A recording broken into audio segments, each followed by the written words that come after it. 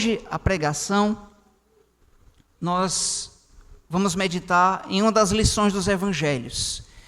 Eu estou trazendo às noites lições nos evangelhos. Às vezes eu pego uma passagem em João, outra em Mateus, Marcos, Lucas, e trazendo lições nos evangelhos para nós.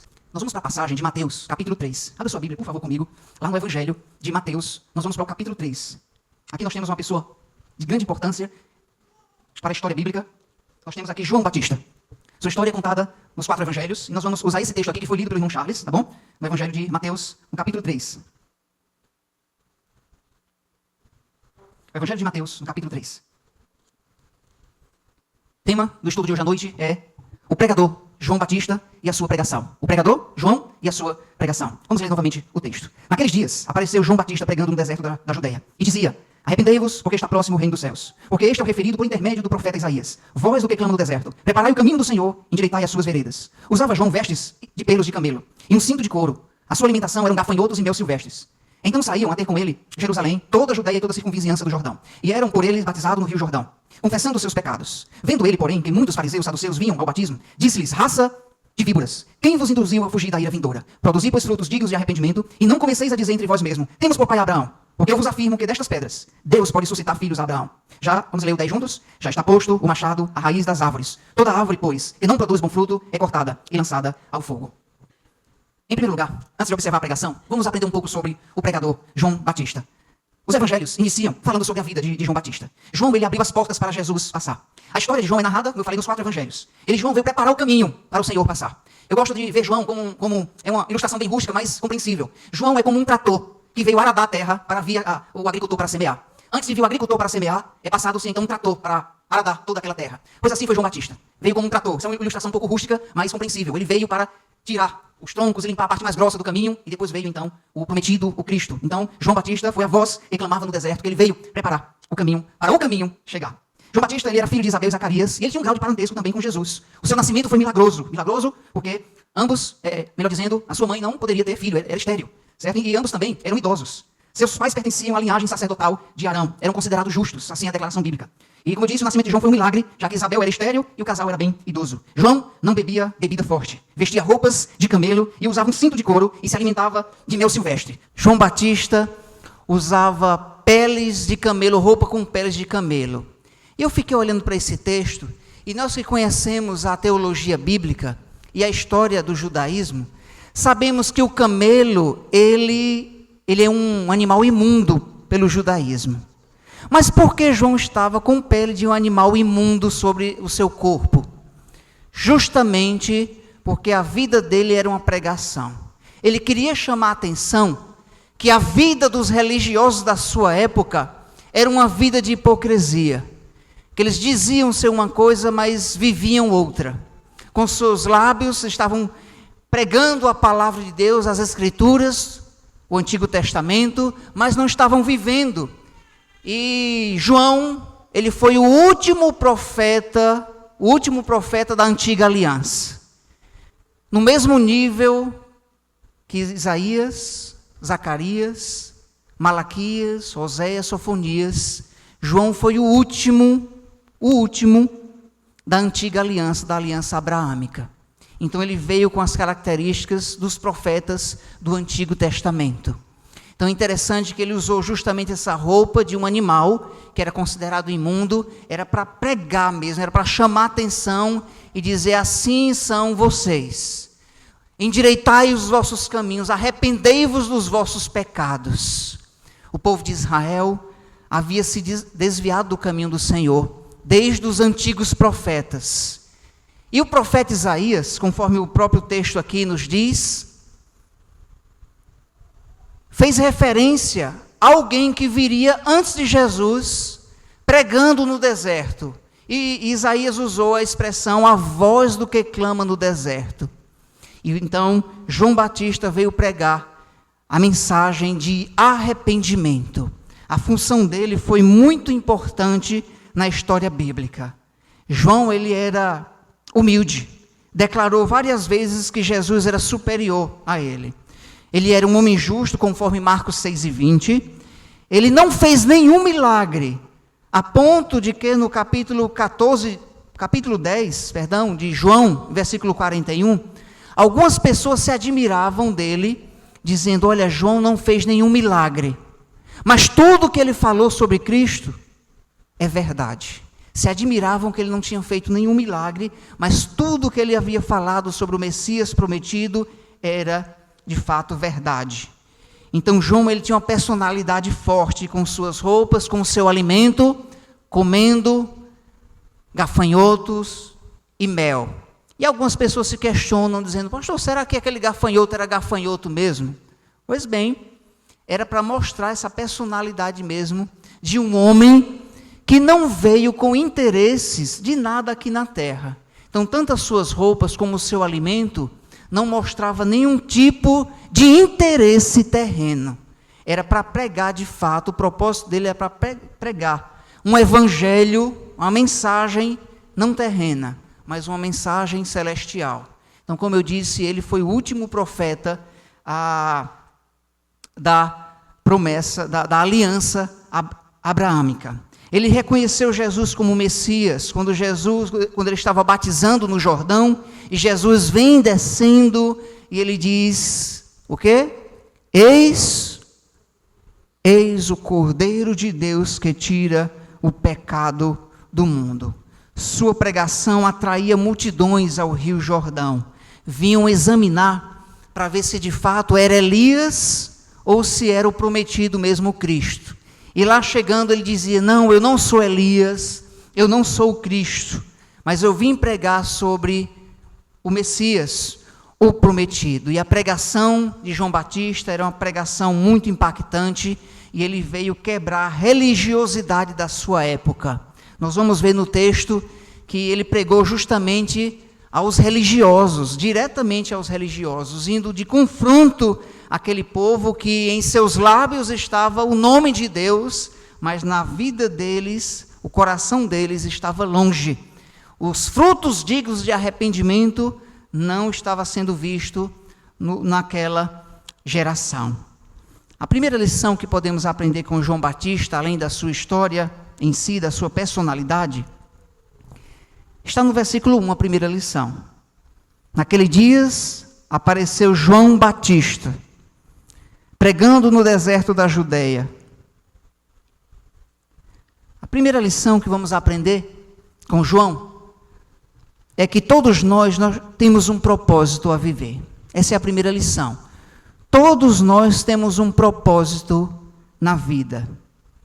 Em primeiro lugar, esse sobrenome Batista, João Batista, Batista não era um nome em si, mas era uma qualidade de João, era uma identidade dele, não é um sobrenome qualquer, era uma identidade dele, porque a palavra Batista significa batismo. Sim, a palavra grega de Batista é batismo, deriva do nome batismo. Então é mais uma qualidade do que um nome, é uma identidade de João. João Batista, aquele que leva as pessoas a serem batizadas por meio do arrependimento. Então por isso ele era conhecido como João Batista, o João que batizava. E o propósito de João foi bem claro e objetivo. Veio anunciar a vinda do Messias, o prometido nas páginas do Antigo Testamento. Esse propósito foi cumprido com clareza e visto por muitos. Assim como João teve um propósito singular na sua vida e viveu esse propósito, assim também nós, crentes em Cristo, o Senhor nos chamou com um propósito. O propósito não é somente estarmos aqui à escola dominical. O propósito ao qual Deus nos chamou não é somente estarmos aqui aos domingos à noite, que é importante, não é somente nos congregarmos, mas que a nossa vida venha cantar, que a nossa vida venha emanar uma mensagem, que a nossa vida, até mesmo sem palavras, venha exalar uma mensagem aonde nós vivemos, ao ambiente em que nós estamos. Todo cristão ele tem um propósito. Todo cristão, assim como João, Às vezes nós olhamos as pessoas da Bíblia e ficamos maravilhados. Às vezes nós lemos alguns livros de homens de Deus, contemporâneos, como Spurgeon, como um dos grandes pregadores que morreu recentemente, Billy Graham, e outros nós lemos a história e ficamos meditando como Deus usou ricamente homens e mulheres. Nosso cantor cristão, repleto de mulheres que escreveram vários hinos que hoje nós cantamos, Deus usou com o propósito de glorificar por meio da música. Nós também, dessa geração, não somos diferentes. Cada um de nós temos uma história, cada um de nós temos um desfecho em nossa vida, onde o propósito maior é glorificar ao Senhor. E assim como João, todos nós temos um propósito a viver. A vida cristã ela é cheia de propósitos e desafios a serem alcançados. Aqueles que crerem em Cristo, ou que já creram, como único e suficiente Salvador, tem um serviço a prestar, tem uma vida a viver. É uma pena que com um crescente número de evangélicos modernos, esse propósito está perdendo o foco. Com o grande crescimento do evangelismo moderno, né? Está se modernizando o ser evangélico, entre aspas. Com isso está perdendo um pouco o foco da vida cristã. O foco da vida cristã é viver aqui, mas glorificando a Deus. Mas o mundo evangélico que está surgindo em nossos dias e pessoas querendo vir a Cristo, amém por isso, mas alguns estão perdendo o foco porque estão se firmando nas promessas somente, não querem viver a vida cristã, mas querem receber as promessas de Deus que tem para a vida cristã. Não querem viver a vida piedosa, a vida de renúncia, mas querem aproveitar os privilégios da vida cristã. Deixa eu lhe dizer que todo cristão precisa saber que tem uma tarefa a cumprir. Todo cristão precisa viver a vida cristã em obediência, buscando a cada dia alinhar sua vida com a vontade de Deus, lutando constantemente com os inimigos da fé cristã. Nós moramos no litoral. E é muito comum, quanto mais próximo do litoral, mais maresia tem. Quanto mais próximo da praia, mais maresia tem. E a maresia prejudica o ferro. Cria crostas e prejudica. Você sabia que na fé cristã é um pouco parecido? Nós vivemos nesse mundo, e as maresias que vêm, as maresias da vida cristã, a poeira deste mundo, às vezes se acumula na vida cristã, e se você não estiver atento, polindo a sua fé, em um momento você estará enferrujado, feio, danificado. Assim é a fé cristã também, a vida cristã. Constantemente precisa ser polida pela graça de Deus. Constantemente precisamos nos aproximar da cruz de Cristo para polir e deixar a fé cristã brilhando para que as pessoas vejam e digam, olha ali a vida cristã.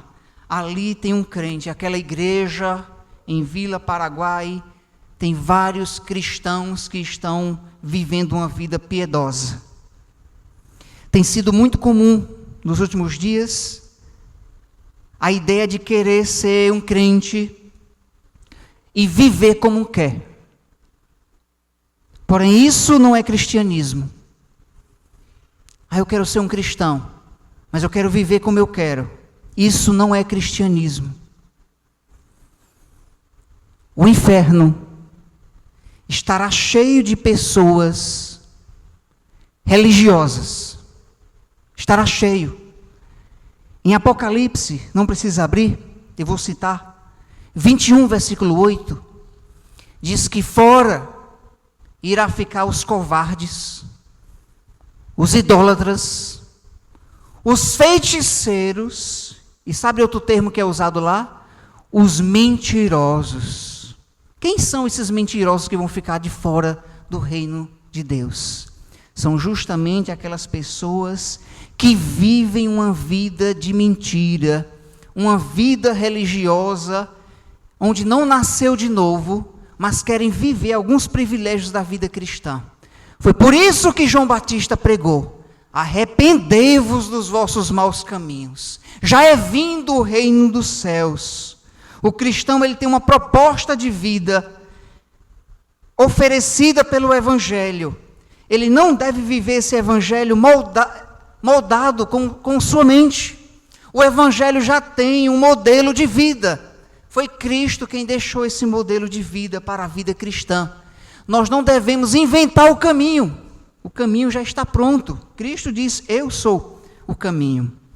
Então todos nós temos um propósito a viver. João teve o dele. Qual é o seu? É glorificar a Deus por meio da sua vida. João cumpriu o seu propósito. E nós? Como você tem vivido a vida cristã?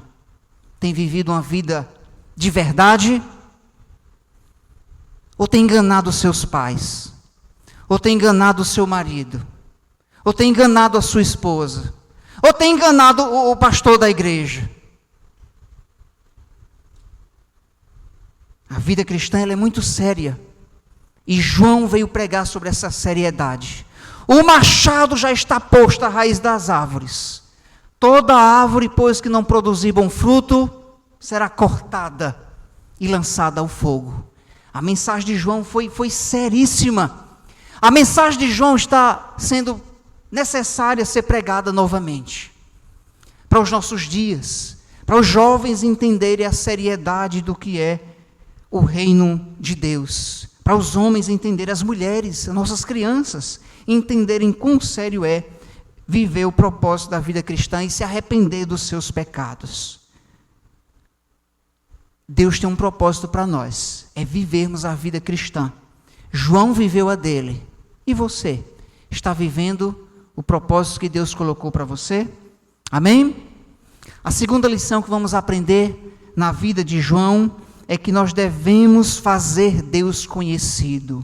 O versículo 2 diz assim, vamos ler juntos o versículo 2? É fazer Deus conhecido. Em primeiro lugar, nós temos um propósito a viver. João tinha um propósito a viver, nós também temos. Em segundo lugar, devemos fazer Deus conhecido. Vamos ler juntos o versículo 3? Arrependei-vos, o 2, né? Versículo 2. Arrependei-vos, porque está próximo o reino dos céus. Nós temos e precisamos que fazer Deus conhecido. Nós temos esse dever de fazer Deus conhecido. João Batista ergueu a sua voz e proclamou o nome dos nomes, Cristo. João Batista, num tempo mais difícil, remoto, anunciou o reino de Deus através da sua vida e em palavras no deserto da Judeia. E eu fiquei me perguntando o seguinte: o que é que João estava fazendo nesse deserto pregando? Quando eu estive em Israel em 2022, estive no deserto da Judeia, e literalmente é um deserto mesmo, de céu azul e pedra. Ao longe dá para ver um azul lá do Mar Morto e ver também um caminho azul de longe, que é o Jordão, que ele vem e desce lá para o Mar Morto. Mas o que João estava fazendo pregando no deserto da Judeia? Interessante que naquela época, no deserto da Judeia, ficavam algumas comunidades, seitas chamadas de essênios, religiosos. E esses essênios eram muito amigos também dos fariseus. Havia comunidades lá no deserto da Judeia. Então, por isso que era um público que ele veio pregar para o arrependimento. O povo de Israel havia se corrompido, se tornado os fariseus, essênios. Eram amigos também dos escribas. Povo que Cristo depois veio a lançar sobre eles condenações, porque eles nem entravam no céu e impediam quem queria entrar entrarem. O Senhor fez várias advertências contra esses grupos. Também pessoas de Jerusalém, olha o versículo 5. O 5 diz assim: então saíam a ter com ele Jerusalém, toda a Judeia e toda a circunvizinhança do Jordão. Pessoas de Jerusalém vinham, circunvizinhança do Jordão, ali da Judeia, vinham se reunir para ver quem era esse que estava pregando. E precisamos fazer Deus conhecido. Ele anunciava sobre o Messias, o prometido. Ele, João Batista, o próprio, tinha sido referência de Isaías, mas ele veio dizendo: olha, eu não sou o prometido de Israel. Esse virá. Então ele pregava ao público que conhecia as Escrituras de forma religiosa, não para a sua vida, mas de forma religiosa. Era uma mensagem de arrependimento ao Deus verdadeiro. Quero lembrar também que o povo daquela época estava em um silêncio de 400 anos. Desde a morte dos profetas, os últimos profetas, como Sofonias, Malaquias, Zacarias, não tinha vindo mais nenhuma mensagem lá do alto. Deus não havia falado por meio de mais nenhum profeta. 400 anos, o povo examinando o Antigo Testamento, abrindo, olhando os rolos, dia após dia, olhando os profetas, quando seria, onde seria que viria o prometido de Israel, o Cristo. Aí então veio, depois de 400 anos, João, quebrando o silêncio de 400 anos. A voz que clamava no deserto: arrependei-vos, porque está próximo, já é vindo o reino dos céus. É importante que nós também, como crentes em Cristo, venhamos a anunciar o Evangelho, a fazer também Deus conhecido, em uma época de tecnologia, onde nós podemos usar o nosso celular, o nosso smartphone, o nosso tablet, para enviar uma mensagem evangelística, para enviar um versículo, uma palavra encorajando alguém, partes da palavra de Deus, nós podemos enviar para alguém. Vivemos em uma época de tecnologia de fáceis avisos. Eu coloco no grupo da igreja uma mensagem informando e rapidamente a igreja visualiza e todos estão vendo. Vivemos nessa geração de coisas rápidas e não estamos aproveitando para anunciar o Evangelho. Não estamos aproveitando para nos identificarmos como cristão que nós somos. Você tem quantos anos de fé? 1 ano? 2, 3, 5, 10, 20, 63, 64.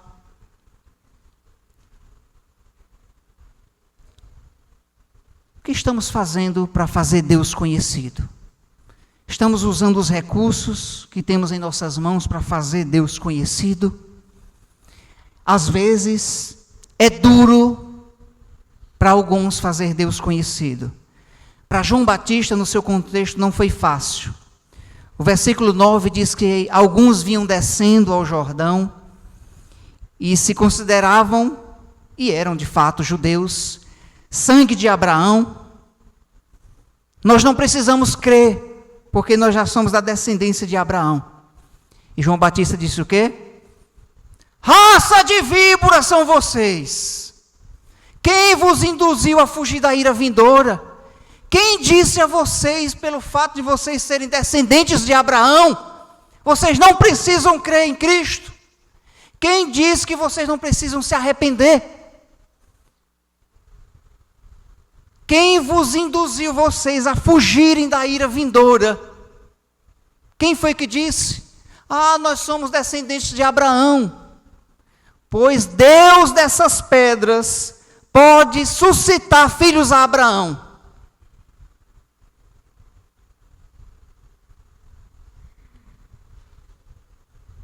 É preciso nascer de novo.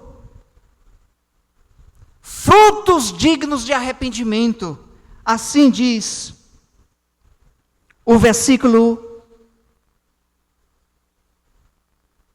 8. Produzi, pois, frutos dignos de arrependimento.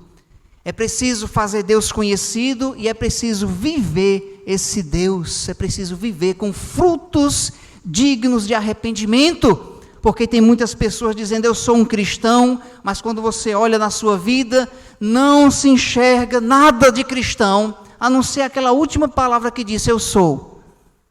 Frutos dignos de arrependimento. João 1:12 diz que ele veio para o que eram os seus, mas os seus não os receberam, os seus não receberam. Mas a todos quanto receberam, fez o quê? Fez-se eles filhos de Deus. Todos quantos receberam e creram, tornaram-se filhos de Deus. Não é pelo sangue, não é pela carne, não é pela biologia, não é pela genealogia, é por crer em Cristo. E precisamos fazer Deus conhecido. Às vezes fazer Deus conhecido é doloroso. No caso de João foi muito doloroso, mas ele falou a verdade. Olha, é assim. Não é porque os meus pais me ensinaram que Maria também conduz ao céu. Não é porque os santos também conduzem ao céu. Aí nessa hora é necessário dizer, não, a palavra de Deus diz que Cristo é que nos conduz até Deus. É por meio de Cristo. Essa é a mensagem do Evangelho. E às vezes é duro dizer, mas precisamos falar da grande realidade. É necessário arrependimento e frutos dignos desse arrependimento. Amém? Em terceiro e último lugar, a terceira lição que vamos aprender com João, é que nós temos um reino que vai além desse mundo aqui. Nós temos um reino que é chamado Reino dos Céus, que não é um reino material, não é um reino pelo qual nós podemos pegar, não é palpável. Ele está além dessa dimensão. João disse, já está vindo o reino dos céus. Isso nos ensina que nós temos um reino que vai muito mais além desse que nós pisamos, desse que estamos contemplando. Um reino pelo qual nem sangue nem carne pode herdar. O reino dos céus é citado aqui de forma bem específica, mas depois é citado como o reino de Deus. Reino dos céus e reino também de Deus. Que o reino em parte, ele existe na terra, em parte. Pois essa expressão indica que um rei domina sobre um povo. E aqueles que creem em Cristo como Senhor e Salvador, são um povo que tem um rei, um Senhor sobre nossas vidas. Então, de certa forma, o reino de Deus, em parte, ele está aqui na terra. Em Mateus 7, versículo 10, Jesus nos ensina a orar, e ele usa uma expressão muito interessante que cabe bem aqui nesse momento. Jesus nos ensinando a orar, diz, em um dos pedidos é que devemos dizer assim, venha o teu reino, seja feito a sua vontade, aonde? Aqui na terra, como é aonde? Nos céus. Assim, Senhor, como a sua vontade é estabelecida nos céus, lá a sua vontade é perfeita. Assim como a sua vontade é estabelecida lá, assim também que o modelo de lá venha para cá. Então, nós crentes em Cristo, temos um modelo de vida, de fé cristã. E o modelo não é aqui da terra, é celestial. É por isso que nós pregamos sobre as vestes, que é importante.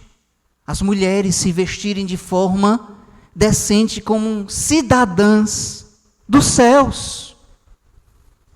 Homens que se vistam também de forma decente como cidadãos de uma pátria que vai além dessa aqui. a pátria celestial. Nós temos um modelo. É os céus o nosso modelo. Devemos lembrar que uma das nossas identidades como cristãos, citada por Pedro, é que nós somos forasteiros e peregrinos, distantes da nossa pátria. E Paulo, em Filipenses 3:20, diz que a nossa pátria está onde? Nos céus, de onde aguardamos o Salvador. Filipenses 3:20. A pergunta é: estamos vivendo como peregrinos? Estamos vivendo como aqueles que sabemos que o tempo aqui é breve e nós temos um propósito, e esse propósito é anunciar, fazer Deus conhecido. Em primeiro lugar, é viver a vida cristã. Segundo, é fazer Deus conhecido.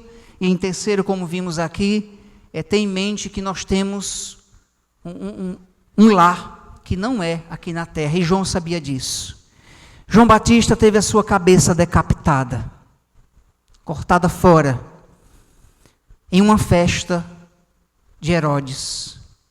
No dia do seu aniversário, uma jovem fez um pedido, dizendo: eu quero a cabeça de João Batista. E a cabeça de João Batista foi cortada e colocada numa bandeja como uma forma de reverenciar, de prêmio. Já pensou? João Batista sabia: o meu tempo aqui é curto.